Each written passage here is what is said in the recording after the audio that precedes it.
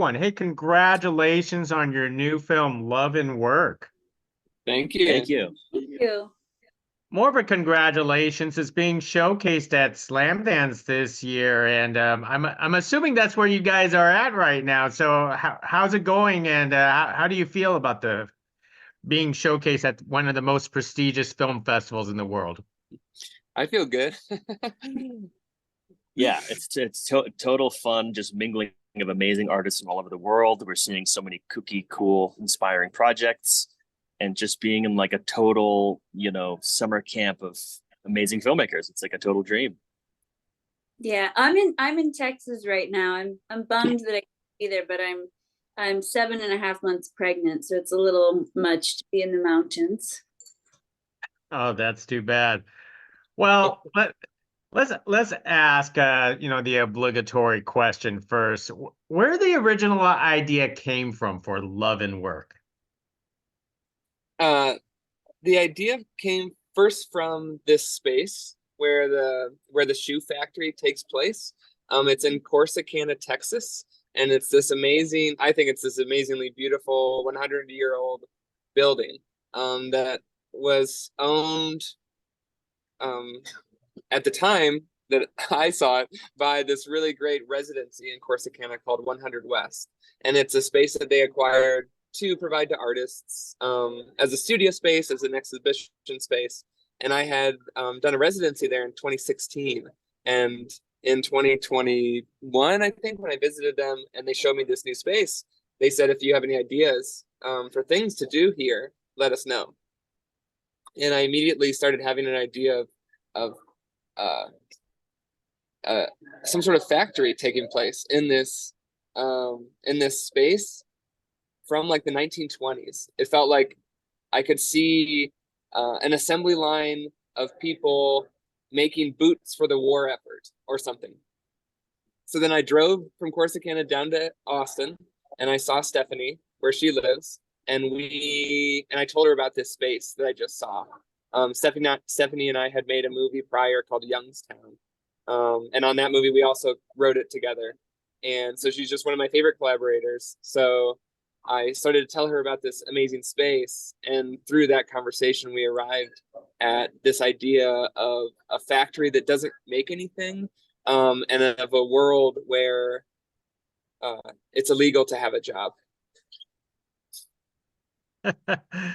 Stephanie, Will, so tell us about your contributions to this story, and how you helped co-wrote it with Pete here. Stephanie, you want to start? I'll start. Well, how we work when you work with Pete, which Will and I have both worked with Pete before, and our return customers or collaborators for a reason, because there's a real equal sharing and brainstorming sense, and we have a sort of philosophy called the table of bubbles, which is like not putting any pressure on the ideas that you're saying or that you're hearing, and making sure that it all feels fun and light as we're creating. So anything's game, and we're able to have this real safe space of collaboration, pitching ideas, and deciding the name of your character, what your character is like, the storyline. Every day we'd write the scenes that we were going to shoot. So a very unique experience of collaboration and being in the moment, and each of us using our instincts, and then kind of this moment where we're all like, that's the right one, so let's go with that choice, and it would be clear. Yeah, and that sort of landscape of what it looked like was like Pete came more or less with half an outline, and we had 2 weeks in Corsicana. And the first week, we'd all get up and make breakfast and eat from like 9 to 10, and from 10 to 12 or 1, we'd like, cool, we have these 3 scenes. Let's, over our meals, kind of start improvising a little bit, or what if he says this and you say that? And Pete would be writing down our script on the notes app on text, and then text it to us. And then we'd shoot scenes from 2 or 3 to 6 when the sun went down, and we just rinse and repeat. It was every morning was a little writer's room over our eggs, and then we'd shoot for a couple hours and then go home and hang out. And then halfway through the shoot, we're like, cool, we're chronologically halfway through, more or less. And let's kind of figure out the ending, pinpoint the ending, because some of the actors had to leave actually early. So we had to shoot them first.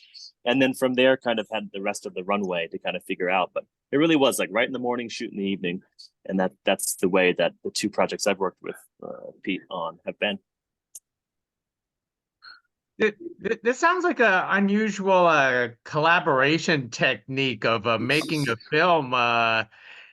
Is this process more efficient and easier on everybody? I mean, I think it maybe is unusual for adults, but it's how kids make stuff. Um, it is, in my mind, also is very efficient because all of the people involved are engaged very fully.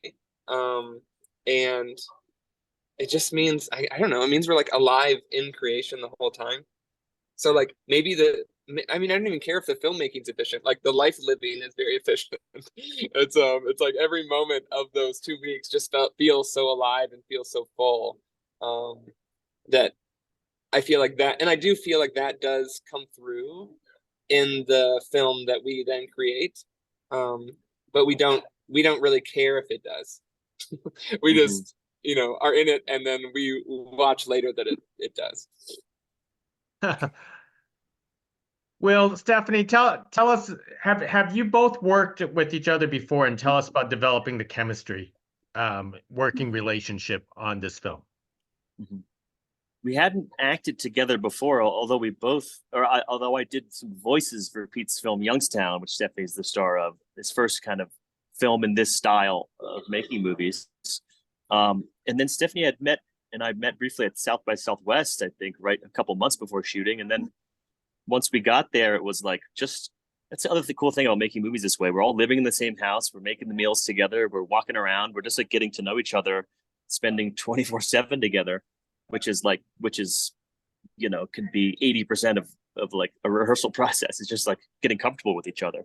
And then it makes it more easy to share and be creative and risk sharing ideas and stuff. So it was just fun and easygoing and like restful those are the words that come up, which is not normally what you think of when you talk about making a movie. So it was very smooth and just fun, joyous. Yeah, I'd agree. It was just had a natural feel to it, and we'd kind of be rehearsing or pitching jokes the whole time, which makes you understand each other's characters better. And we'd also be like, what if Diane said this, or what if Bob said this? And I don't know, getting inside of each other's characters too, because while you're writing everybody's stuff and thinking what's the funniest thing, I don't know, the pressure was just off in terms of this is the set script and this is what we're coming in with preconceived notions of doing, and we were able to have playfulness, which I think then is demonstrated in the chemistry between Diane and Fox, and their love is very innocent in that, Yeah, because there wasn't some script, it's not that we needed the chemistry to be something. It was more that we all came together and observed what is the actual chemistry, what about the chemistry that you guys are finding do we like, and allowing that to be what is in the movie as well, and that to inform where the movie then goes. Wow. Now, maybe this is a Pete question, but it sounds like you're all collaborators on it. Tell us about the decision on making this film in black and white. I remember early on with Stephanie talking about this and sending pictures back and forth. I don't know which of us said it, but I do remember there was a certain point where the location photos I was sending her, I was then always just desaturating to like putting, making them black and white, because we just sort of recognized that is what the correct feeling for the movie is. So many of the decisions that I'm making, that we are all making, are intuitive. And in hindsight, you can analyze it, but the most important thing is in these moments, it just feels right and you move forward. In the analyzing of it, this is a movie that sort of takes place in the past. This is a movie that sort of takes place in an alternate timeline or dimension. And it's also a movie that feels like it takes place in in the 20s or the 50s or some other past era. And if you are Googling factories and I don't know, like there's like imagery from American history that are all black and white images. So it also, again, sort of feels right to be playing within that same space, and evoking those same emotions that we get from seeing those images from school, from our whole, from all the history books we've ever seen. Yeah, I also think it was just funny to think of the Great Depression, but in the future where you can't have a job, but because it's illegal. And thematically black and white just really worked for that. Even though we didn't say those things, it was just kind of like, I think that's where the intuitive feeling came from also. Absolutely true. Absolutely true. And one more major last thing, because I was looking through the credits and I saw Alexi's Papa's name popped up, and then I was like going, isn't she the Olympian? Because I remember watching her and seeing documentaries. But she is, right? That's Yeah. who actually brought in. Tell us about bringing her in, and why is it so important to bring her in, and why is there so much running in this film? Yeah. Alexi's a friend of mine. Alexi made a movie called Olympic Dreams. She's made several movies. She's a filmmaker herself, and I edited them. So I'd already been a collaborator with her on movies that she directed, the movies she wrote, and so she's just one of the people in my mind of potential future collaborators. So she was one of the people who was down to come to Texas and play with us. And often with the way this approach is, like, you don't know for sure what role somebody is going to play and how that role is going to play into the story. Does her character have a romantic, like B-story love interest with somebody? Like, that potentially could have happened. All these things are open. And then I think just because of, what was happening actually in Texas during the shoot is, we'd be filming these scenes that Alexi wasn't in, and she would just be out running around the town, like exercising, just like part of her natural, like, daily exercise routine. So we're always sort of seeing her exercise. And of course that then like feeds into our subconscious as we're ideating future scenes. And then we like naturally think, okay, then Diane gets chased, by Alexi. Like that's only so natural. I remember a very quick anecdote was like, we were doing the night scene of Alexi chasing Stephanie and Frank around. And Frank was like, what if she was like, got to the corner and she was like out of breath and really having a hard time? And Pete was just like, she's an Olympic athlete. I think she's like, no, this is going to be fine. Yeah. She's a marathon runner. Yeah, I don't know how you pull it off, Stephanie. Because you had the outfit that you had to run around and on the streets. That can't be easy. It was fun. I did get some blisters, but it was worth it being chased by Alexi. Yeah, those shoes were for all of us, clogs, basically. Yeah, not running shoes, but that's okay. Most excellent. Well, I want to thank you all for carrying this conversation about love and work. I could tell that you love to work, and thank you for speaking to us during the weekend, because I guess we're working on the weekend.